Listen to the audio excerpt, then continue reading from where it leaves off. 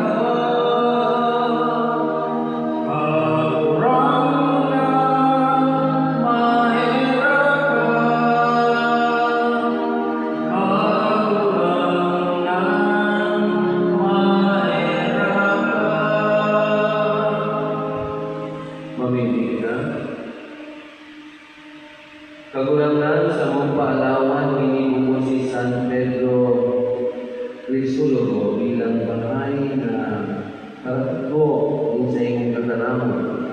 Tabangan lugod kanina sa iyong pamili, nangayon sa mong kalimuson ang misteryo ni kalikasan.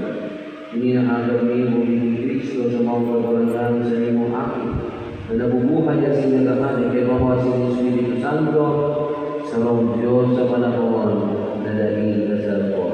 Amen. Ngayon po yato ay makababasa.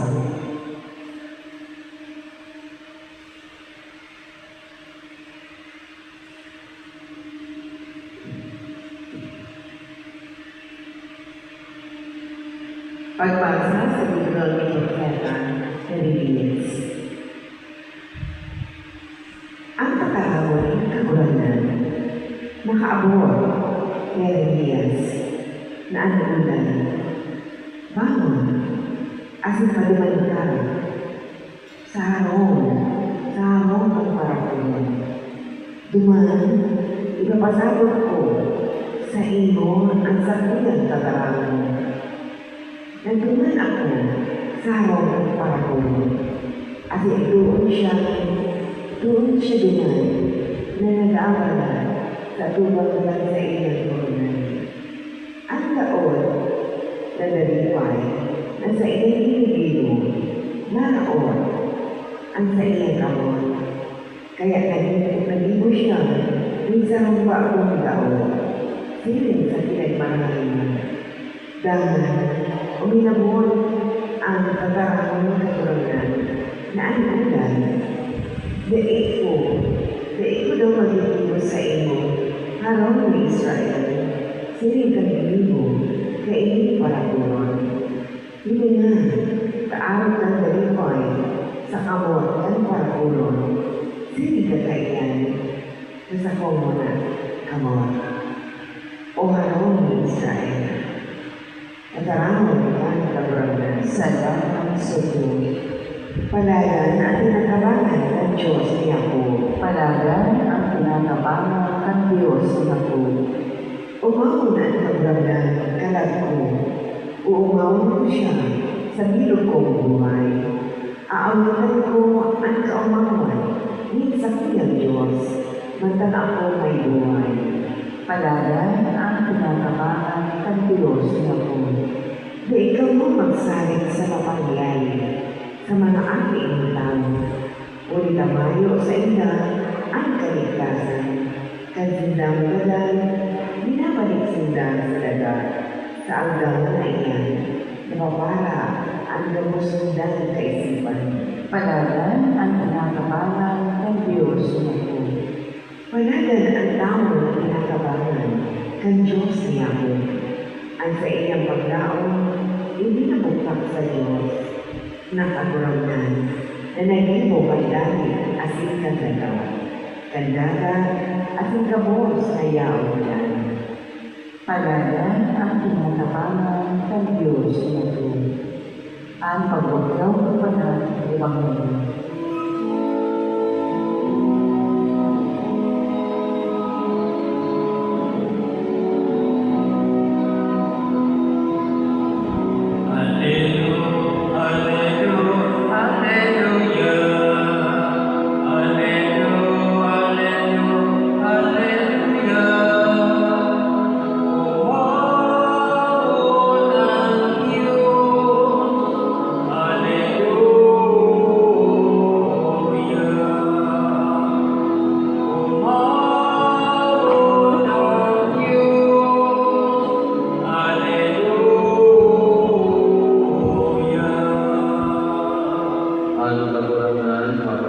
Asin sa imong espiritu. Pagugyaw ng Ebanghelyo suso ni San Mateo. Kamurawayan sa imong kagurakan.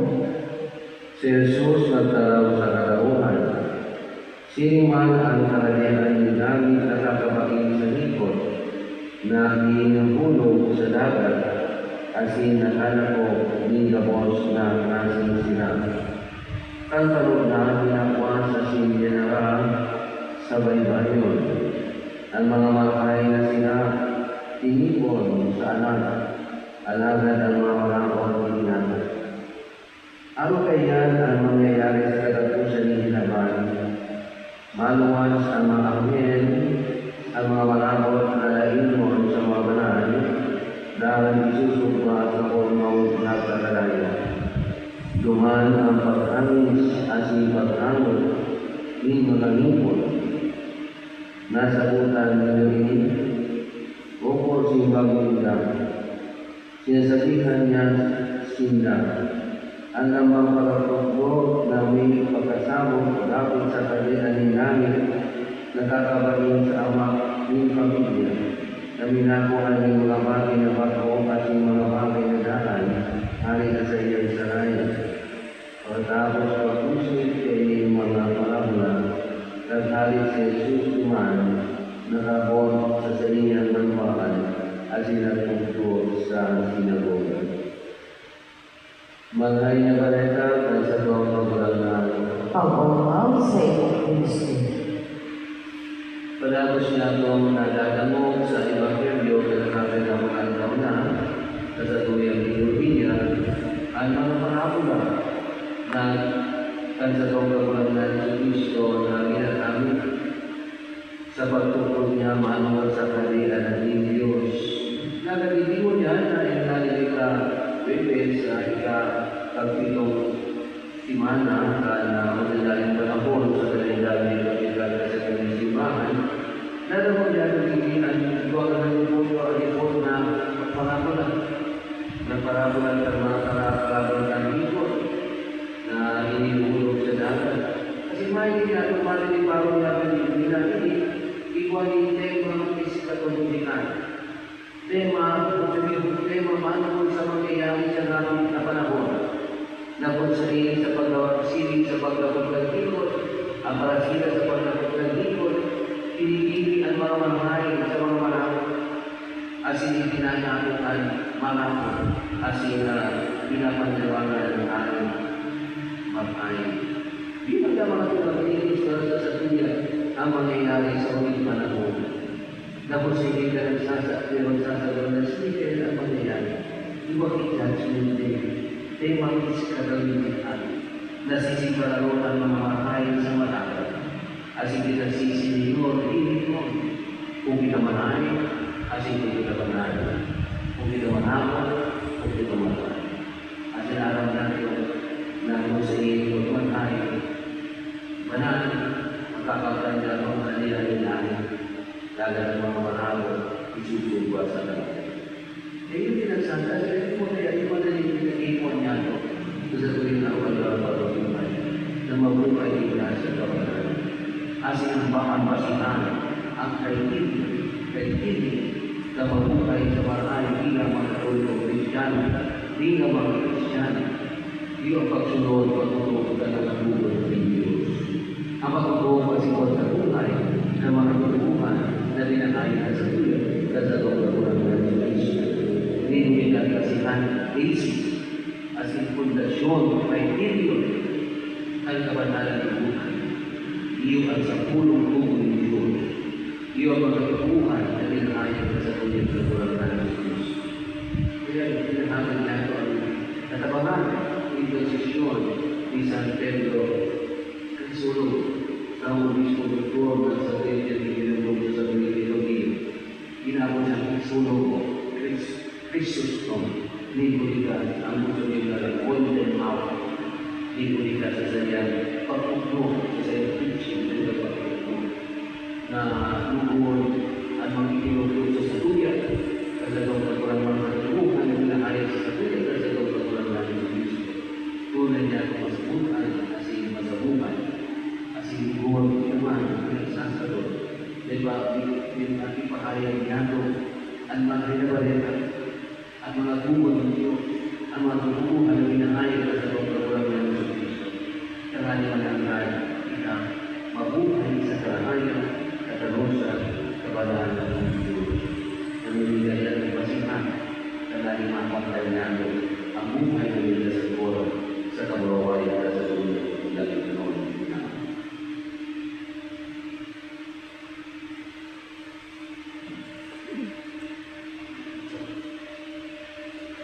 Minamawag ng Diyos na kitagagos maging tunay ng mga aking niya. Mamimigay ka sa mga pagkakapan, kanalin ng Espiritu ni Kristo, mabuhay sa sato at magkanto kita, maging larawan ka sa iyang aking, at magsaramang balagan katulanan, inanyugaan sa muyang pamilya. Katulanan, inanyugaan sa muyang pamilya. Ang bilog na simbahan, ang Santo Papa, mga obispo, asing kapalian, tagaan sila ng mga tunay na saksi ni Kristo na sa indang pagbalayo dan manahay na balita, mamilita, kagulangnan ng lugar sa unang pamilya. Ang mga namamayoning banwaan, tagaan sila, makaarap ni Solomon na maghagabing katulungan. Tangayin ang katalusan, asin ang katulungan, magdanay sa saindan na sa kapupan, mamiibig kita, kagurangan ng lugar sa mga pamilya. Ang mga nagtitios, ang mga nasa bilangguan, mga nanganaibo, nintabang sa mga ospital, asin ang inerang, saro, tangayin ko sila, nagkukulang sa mga pagkakaipon, sa indang buhay, asin ka lang, mabuhay manugod, ang karahayan ni Kristo sa sainda, asin ang saindang pagtios, maging ilaw para sa daig ni pagtuon. Mamibig ka, kagarangan ng lugar at sa muyang pamilya. Ang mga uyay iti sa isang init, kanayin ang pagtuon, magtalubo, asin ang katagduan ni Kristo, mamunga sa saindang buhay, maliibig kita, kagarangan ng lugar at sa muyang pamilya. O Diyos, sa muyang Ama, ikaganay, kuya sa mo. Kami sa imong pinatabangan, ulitan sa muyang gagayahan, basta paisuga at sa muyang buot ang ating piling sa mga apostol, makapagsaksi kami sa imo sa tubang, ni Bigo na kinapal. Ininahagad ni sa nga pangalan ni Kristo na sa mga pagkakaan. Amen.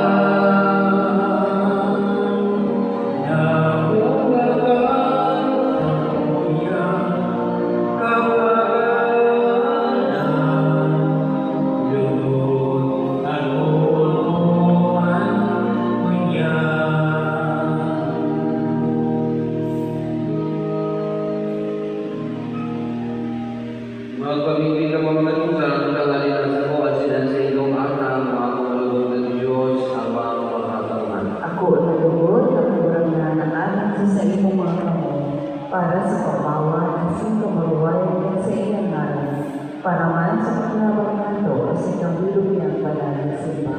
Kagulangan ako mahiling anak na sa mong pinilulunod sa imo, atal nagikan sa mga bagay nila na umor sa muya.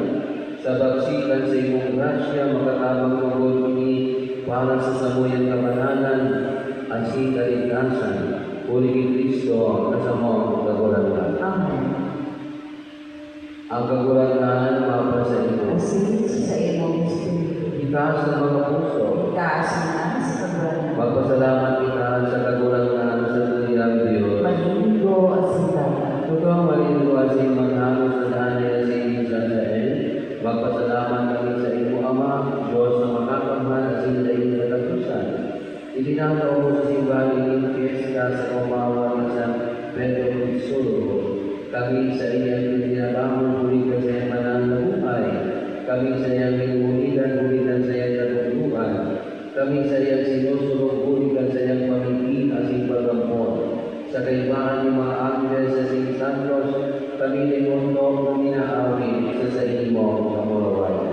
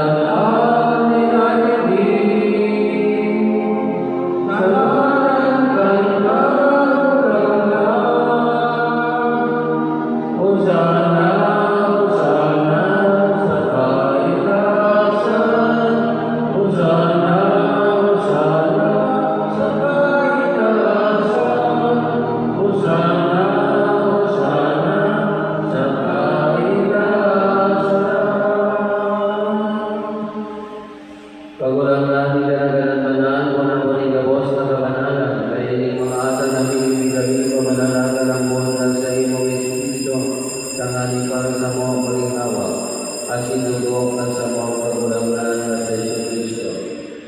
Siya na sa lugar na buod na pagwalya sa pasyon, na paninapay at sinipagpasalamat, pinagini at sininamoso sa iyong mga disipulo at sabi, pagkako ka magabos at iwalatay na iyo, sa iyang sa kuyang hawak na inadulog para sa iyo.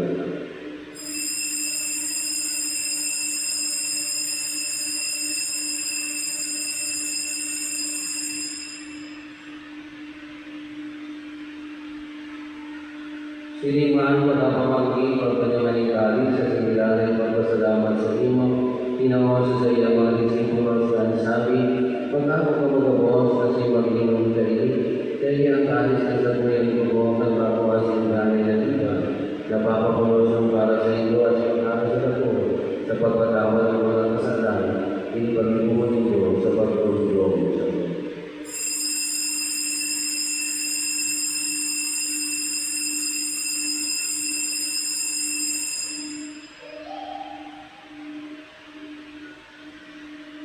Misteryo ng pagtubod. Ang pagkakaroon mo corona, ipinapabalik tayo. Ang pagkabumay nito, ipinapaya. Dapat na ikaw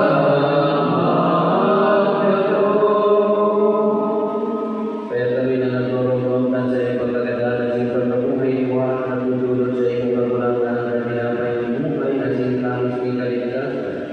Nagpapasalamat na pinapagkanin ko ng magatumbang at sinagingkod sa inyo at sinaliman na kami nagaan na kami nagpapakinaman ng tawag kasi ng Kristo pagsalukuhan ng Espiritu Santo.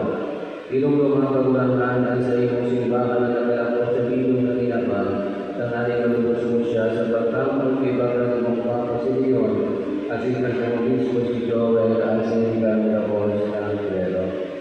Sinimang ilang tumasa sa iyong pagkakalagan sa mga tuga na nagturo sa pagkamang pagkabuhay iwan at sinagkabos na mga nandangan ako asinda sa liwanag at sa iyong galawon.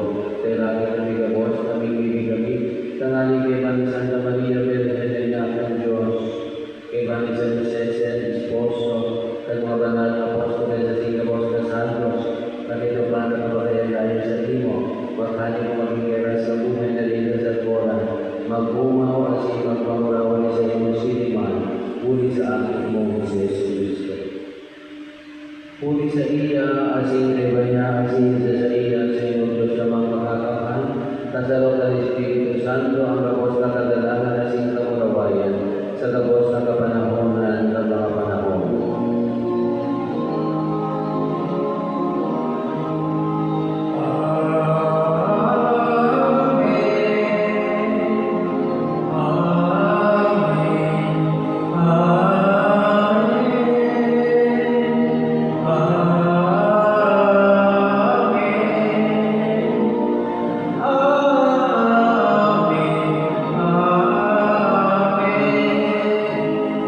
Natutuwa ka makakalik sa tubuan at ipinatuon ka Diyos mo na mabalian na naman silang bansa.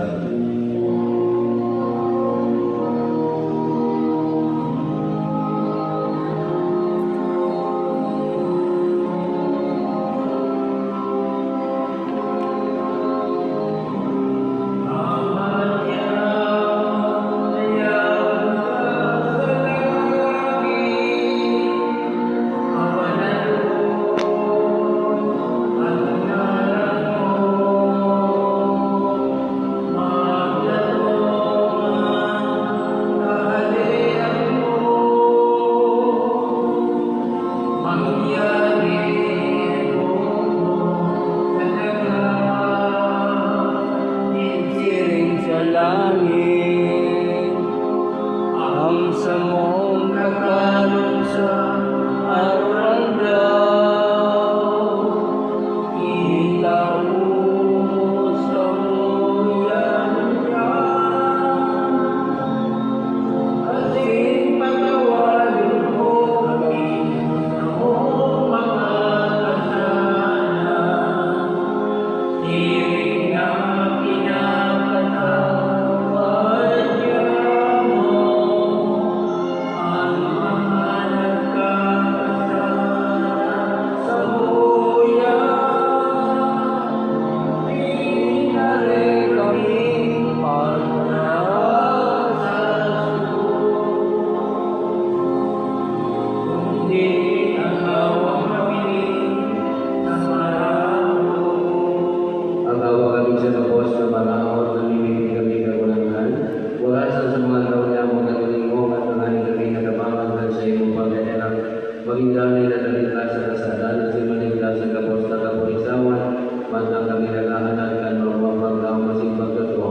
at sa mga paraligtas na sa Yesu Cristo.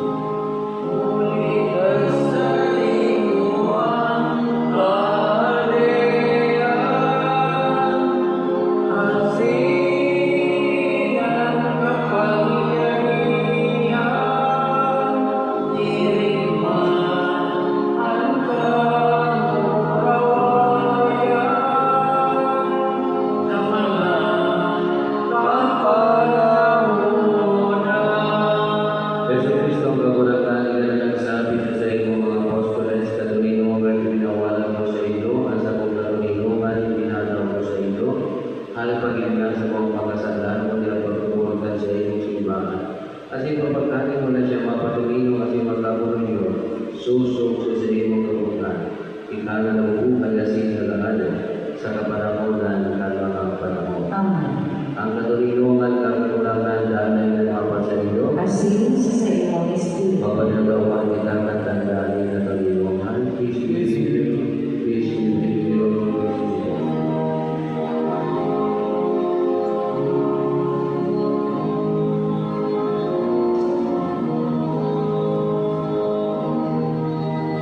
Pero ang Diyos na nagpaparang,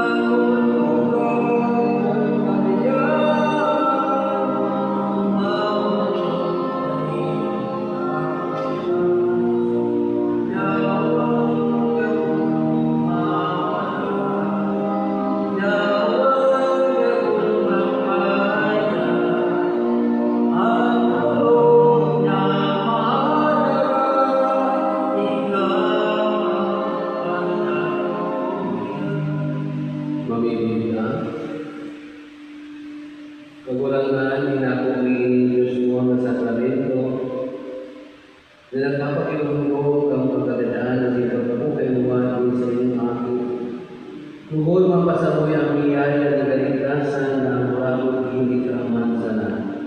Na nabubuhay na sila lahat sa panahon na daling kasagpora. Amen. Kagulangan mga sa iyo. Asin sa iyong Espiritu. Bendisyon ang bumida ni Diyos na makapangkat. Alam ang aking Padre Espiritu Santo. Amen. Ako sa misa, pagsali kita, Yesu Cristo na sa trono. Salamat. Salamat sa Diyos.